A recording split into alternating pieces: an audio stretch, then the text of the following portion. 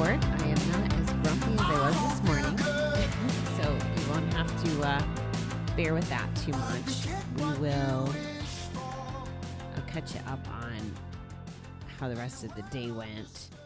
Tonight's letter is Z, and I'm on a little bit more of a Z-Zen place after having a little bit of a meltdown with you, and then I kind of talked myself through it a little bit when I was shooting for an Instagram post.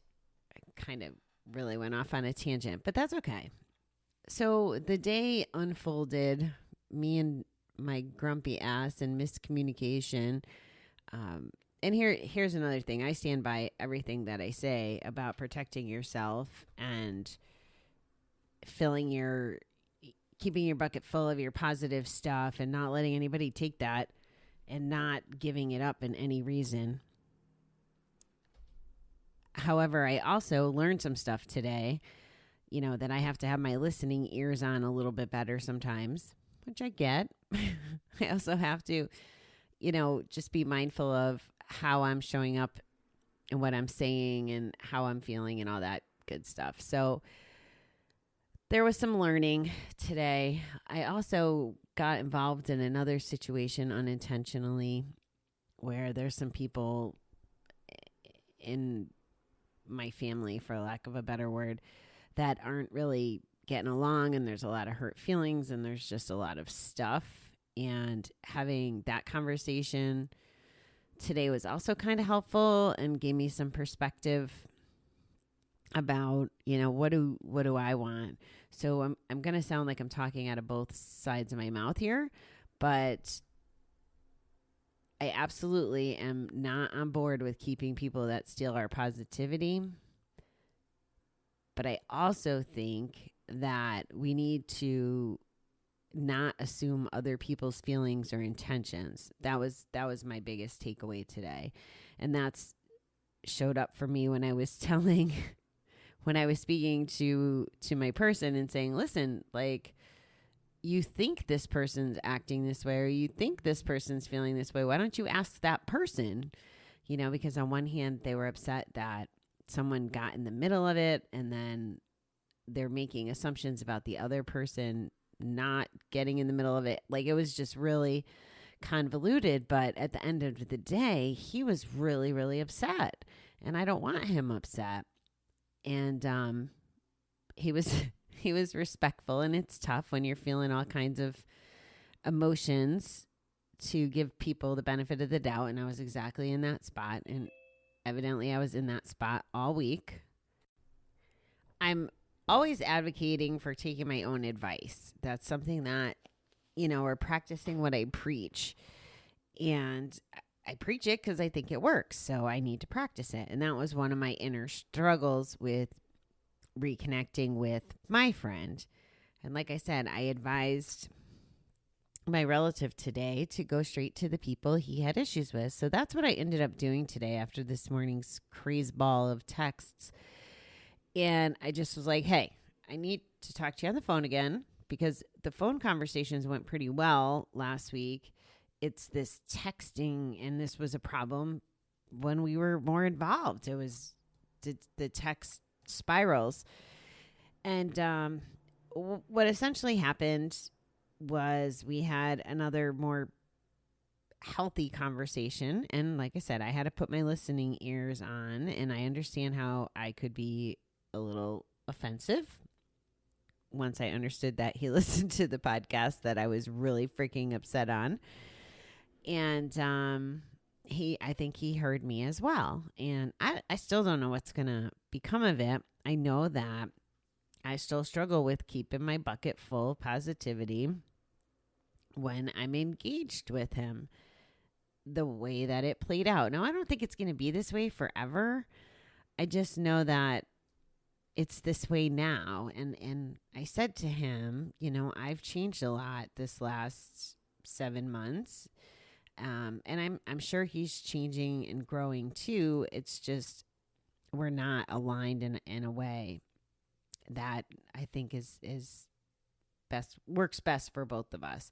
And that's okay too. And I'm very proud of the fact that we were honest with each other. I think that that's important. And it's okay that we don't speak every day or every month or whatever. There was a lot of relief for me this last week in the sense of I felt like I was almost, I don't know. I felt relief to just have some questions answered and to get some stuff off my chest. That was a chance I deprived myself when I went so silent back in December. So, yeah, that's a work in progress. I'm sure you'll hear more about it. The relatives that are not speaking have a meeting tomorrow. Now, whether or not the meeting happens, I don't know, but I will keep a pulse on that. Yeah, so that's the Bobbie drama stuff. You're now caught up, and it's okay. Like, part of the conversation that I had with him the other day was about him changing his mind about something very serious. And I change my mind all the time. You guys know that. Like, as I learn or gain more information, I change my mind. So this morning when I was talking to you, like in my head, I was going to go back on the don't talk, speak, or streak, excuse me. And then after talking to my relative and thinking and walking and talking through it, maybe that wasn't the best decision because it wasn't making my bucket feel, oh my goodness, I'm sorry. My bucket wasn't full. I wasn't having a positive bucket with that result either. And you know what, guys, there's another point I want to make, and this is what I felt I did throughout his and my whole relationship, which is part of where the ambiguity comes in for me, is I got lost in my recovery brain versus my, I don't know, girlfriend brain, whatever you want to call it. There were two different things. So if you're in a relationship and you're trying to do the best you can for the relationship, and I, in working on my recovery, I always just took the onus and kind of made excuses or reflected. Like, I tried to just overcompensate for things that were bothering me, and I didn't realize it was sucking my bucket dry at the time. And it's when you care about people, it could be hard.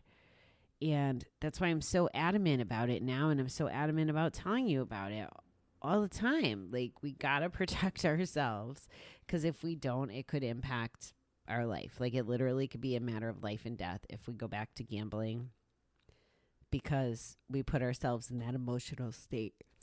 Okay, since I need some ZZZs, I'm going to wrap this up with the couple self-care activities that I'm going to call out tonight.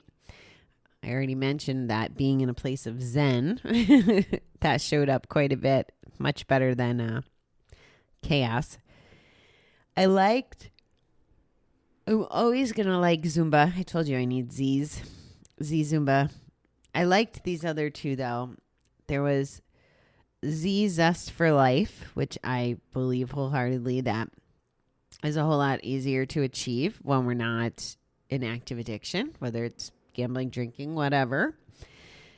It's a whole lot easier to see it with and have it. I guess having a zest for life is more appropriate than seeing a zest for life. Yeah, my language. So having a zest for life and just feeling more than just the normal status quo. I love that. And it's once the chains are off, it's a whole lot easier to achieve.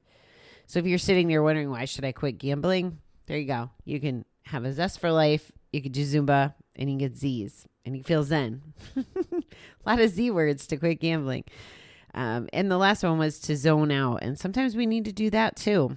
I mean, I had very big plans. I took today off of my day job to kick butt in my to-do list, and I didn't. I zoned out in a sense. and just took a break. Like I needed to take a break. And that's where I'm at. So Z's are definitely in my future. Like now, my my business partner just hung up with me. She's like, "You need to go to bed," which was very kind of her. Very grateful for her every freaking day. She's amazing. So yeah, that's where I'm at. I'm going to bed. We have a couple tricks up our sleeves for new questions. We're going to be done with the alphabet. We're going to work on step 7 tomorrow, or at least before the end of July. We'll see what shows up in my world and if it's something that I want to touch on. But my intention is to do some step 7 stuff tomorrow night, and yeah, we'll take it from there. All right, beautiful people. Have a good evening.